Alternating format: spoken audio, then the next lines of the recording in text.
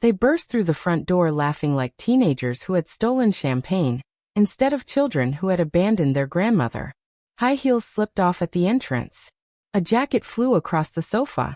A voice slurred. "Don't wake her, she'll be asleep by now."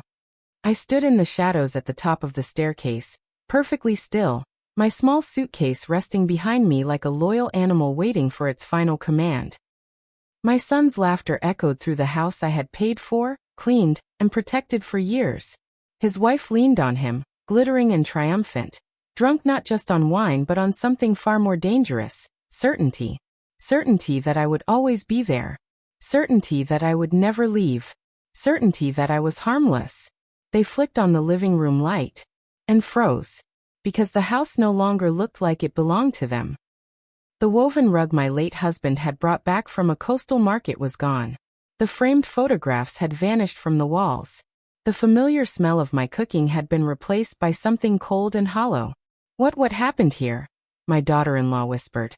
My son took one unsteady step forward, scanning the room like a man who suddenly realized the ground beneath him was not solid after all. I smiled silently in the dark. They hadn't even made it upstairs yet. And still, they already knew something was wrong. But let me rewind. Because the real story doesn't begin with their shock. It begins with a text message. Earlier that evening, I was sitting at the kitchen table staring at a bowl of soup that had long gone cold. The house smelled of disinfectant and loneliness. I had spent the entire afternoon scrubbing floors until my knees ached, folding clothes that were not mine, pressing shirts that no longer belonged to a son who noticed such things. My hands still smelled faintly of bleach. I had been waiting. Not for gratitude. I stopped expecting that long ago, but for acknowledgement. A call. A message. Something small and human-like. "We're celebrating, but we saved you a seat." Instead, my phone vibrated. A message. From my daughter-in-law. "Make sure you heat the leftovers in the fridge. Don't waste them." That was it. No greeting. No hope you're well. No sorry you couldn't join us. Just an order. Wrapped in politeness. Served cold. I read it once. Then again. I didn't cry. I didn't throw the phone. I didn't gasp dramatically like women do in movies. What I felt was worse. Clarity. The kind that comes when a fog lifts and you realize you've been standing in the rain for years, convincing yourself it was only mist. I replied with 2 letters. Okay. 2 polite letters that carried the weight of a goodbye they would not understand until much later. Then I stood up slowly. Not like someone running away. Like someone reclaiming herself. 3 years earlier, I had buried my husband in a small cemetery on the edge of town. The world did not shatter dramatically. It simply went quiet. Too quiet. Every room in our old home echoed with his absence, his chair, his mug, the faint outline of his body on the mattress beside mine. And loneliness has a way of making bad ideas look like blessings. That's when my son came. He brought his wife with him. Smiling. Polished. Radiant. "Mom," he said gently, like he used to when he was a boy asking for permission to borrow the car. "We're thinking of moving somewhere bigger. The children need space. And you shouldn't be alone." His wife nodded, stroking the edge of her coffee cup like it was a stage prop. "We could all live together. Like a real family." That word. Family. It has a way of blinding you. So I sold the house where I had lived for over 4 decades. The one where my children took their first steps. Where my husband and I grew old together. I turned memory into money and handed most of it over with trembling hands and stubborn hope. I did not put my name on the new house. Because love makes you careless with contracts. At first, things were tolerable. I woke before sunrise. Made coffee the way my son liked it. Prepared lunches. Braided little ponytails. Walked children to school. And slowly, invisibly, I became part of the furniture. Useful. Quiet. Replaceable. My daughter-in-law stopped calling me by my name. I became mother-in-law. Not cruelly. Not loudly. Just efficiently. Mother-in-law, the mirrors have streaks. Mother-in-law, this shirt isn't ironed properly. Mother-in-law, why did you buy that brand? It's expensive. Never, thank you. Never. Are you tired? One day my granddaughter hugged me and said innocently, "I like you more than Mommy because you listen." That night, I heard shouting through the walls. And silence afterward. A heavy, dangerous silence. From that day on, I knew something had shifted. I was no longer help. I was tolerated. But it wasn't the inspections, or the missed family photos, or the dinners where I was asked to take the picture instead of join it. No, it was the leftovers. The way she said it. As if my purpose in that house was not to belong, but to consume what remained after others had finished living. So when I sent those 2 small letters, okay, I wasn't agreeing. I was closing a chapter. Back in the present, standing at the top of the stairs as they stared at the half-empty living room. I listened to their confusion ripple through the silence. "Did she move things?" my daughter-in-law murmured. My son called my name. Once. Twice. No answer. Because I wasn't coming downstairs. Not that night. Not ever again the way they remembered. Behind me, my suitcase waited patiently. And on their bed, on his side of it, a folded letter lay beneath a small envelope that would change the way they saw that house forever. But that revelation belongs in part 2. And when it arrives, it will not shout. It will whisper. And leave them speechless. By the time they reached the top of the stairs, the laughter was gone. My son pushed open the bedroom door first. The light snapped on, sharp and unforgiving, illuminating a room that looked wrong. Not empty, just unfamiliar. The closet stood open. Empty hangers lined up like soldiers after a retreat. My books were gone. My shoes. The little jar of lavender cream I rubbed into my wrists every night before sleep. Even my old wool cardigan, the one his father once called the ugliest thing I own and secretly his favorite, was gone. "What the hell?" my daughter-in-law whispered behind him. My son rushed to the bathroom. My toothbrush? Gone. The mirror shelf? Bora. My rose-scented soap? Vanished like I had never existed there. He returned to the bedroom slowly, as if gravity had doubled while he was gone. That's when he saw the envelope. Not hidden. Not dramatic. Placed neatly on his pillow. He picked it up with trembling hands. My handwriting stared back at him. Calm, deliberate, unmistakably mine. Inside, 2 things waited for him. A letter. And the truth. Earlier that night, just before leaving the house, I had sat on the edge of the bed and stared at that same pillow for a long time. It felt strange, leaving a goodbye in a place where I had never truly been welcome. But disappearing without a word would have made me look weak. And weakness was the one thing I refused to leave behind. So I wrote, "You lived with me for years without seeing me. Tonight you will finally read me. Everything you need to understand is in this envelope. We will speak again, but not as you expect. Short, clean, unapologetic." I folded the paper once, placed it over the documents beneath it, and left the envelope exactly where his eyes would fall first. Then I closed my suitcase. Back upstairs, my son read the letter once. Then again. Then he unfolded the second item. And that was when his face changed. Not shock. Not anger. Fear. A kind of pale, slow fear that crawls across the skin before the mind catches up. "What is it?" my daughter-in-law asked sharply. He didn't answer. She snatched the pages from his hands. And for the first time since I had known her, her mouth opened, without a word coming out. The house. The house they laughed inside. The house they decorated. The house she introduced to guests as our proudest achievement. My name was on every line. Not theirs. Mine. She stared at the document like it might suddenly rewrite itself out of embarrassment. "This is wrong," she whispered. "This can't be right." My son sank onto the bed like someone who had just been told gravity no longer existed. "It's right," he said quietly. "But you told me," she turned on him. "You told me you handled the paperwork." "I told you she handled the payment," he replied, his voice hollow. "And she did. Every cent." Silence swelled between them like a tide. Then her voice broke. "So the house," he nodded, "is hers." And suddenly, everything they thought they owned belonged to a woman they had reduced to heating leftovers. That night, they didn't sleep. Not because I had cursed the house, but because reality had. My son called my phone over and over again. Once. Twice. 7 times. Then messages.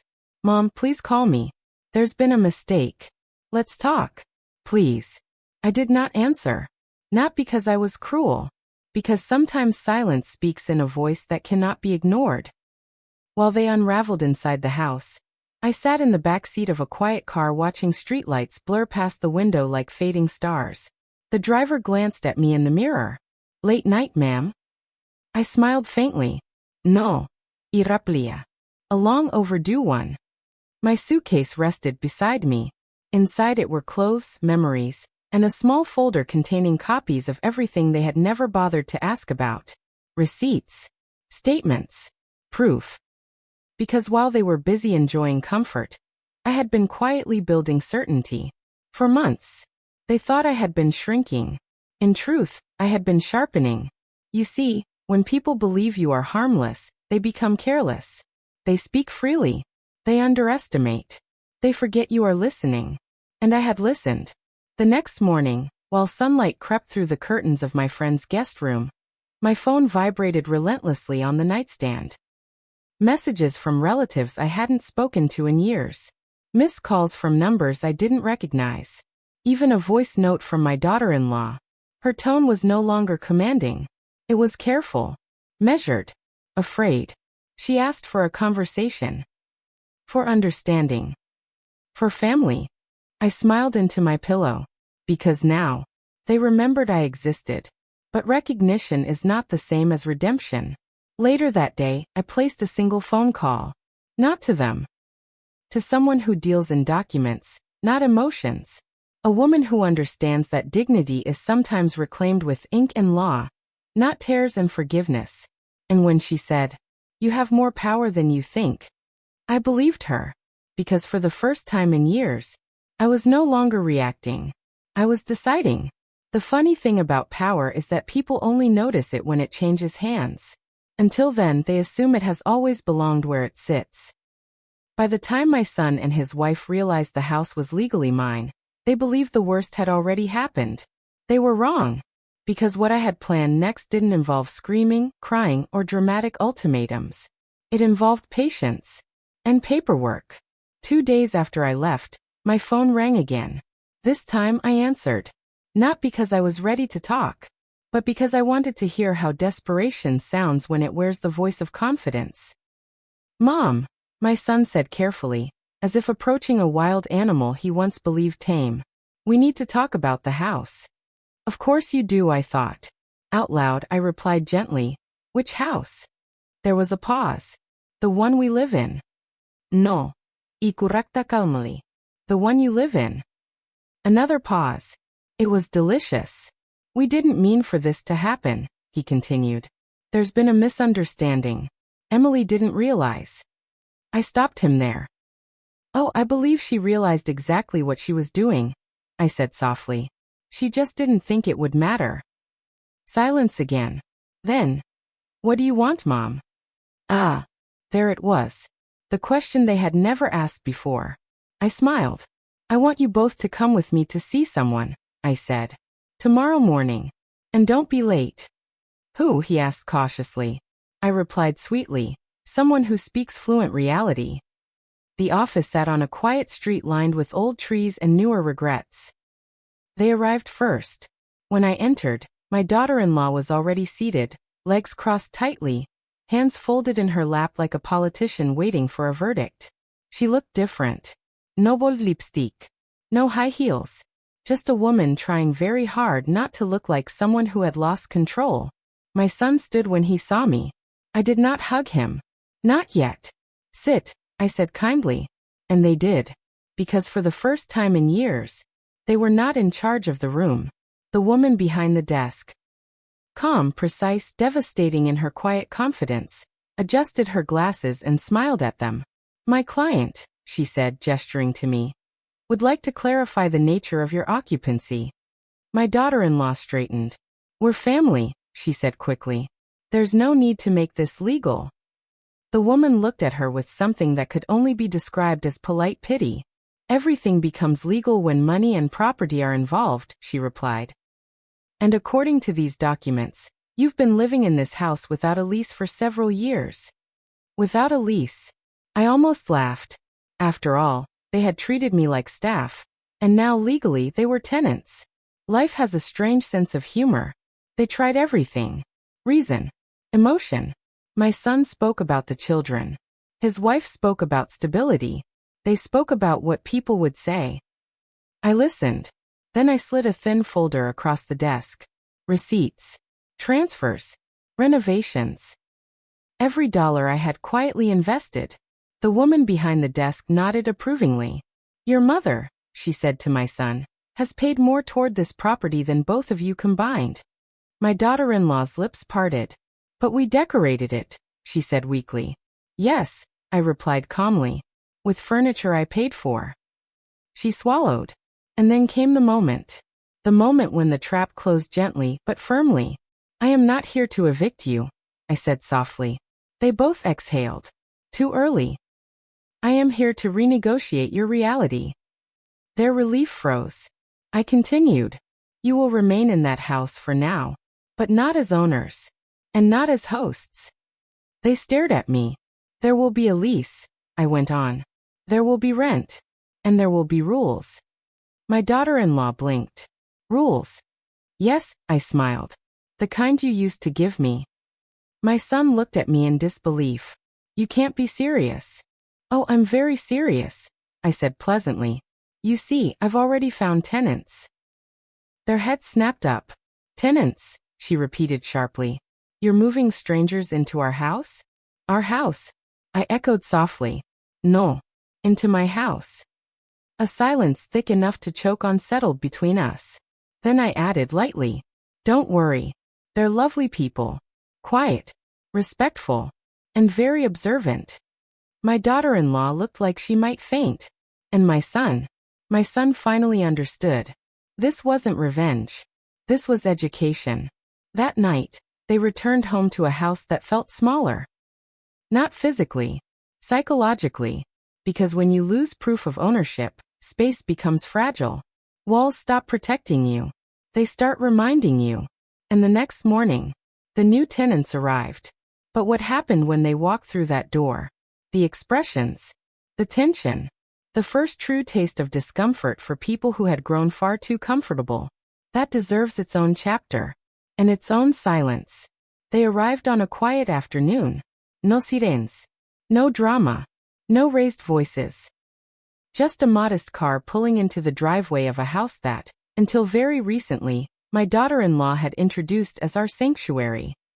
The first thing she noticed was the boxes. Brown, neatly stacked, taped with care. The second thing she noticed was me, standing by the door, keys in my hand.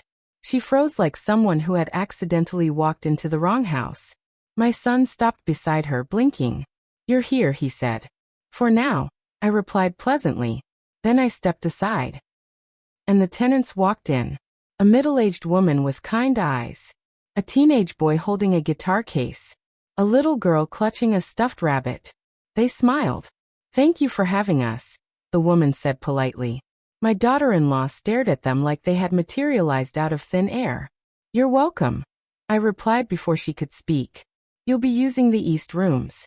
The kitchen and living area are shared. Shared. A small word. A devastating one. If I'm being honest, I didn't do this to be cruel. I did it to be clear. Because some people only understand boundaries when they feel them pressing back. The woman's name was Mara. She had lost her husband a year earlier. The boy was Elias, painfully polite, painfully talented with that guitar. And the little girl, Lila, followed me everywhere like a quiet shadow the first few days. They were not loud. They were not messy. They were not problematic. Which somehow made it worse. Because my daughter-in-law had nothing real to complain about. Except the loss of dominance. That first night, Mara cooked dinner.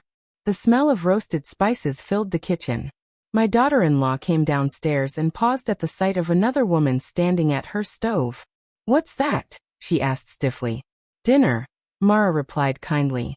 I made extra. There it was. The moment.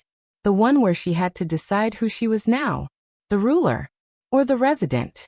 She forced a smile. That's reminder, she said tightly. Thank you. And for the first time since I had known her, she ate food she hadn't ordered. My son adjusted faster.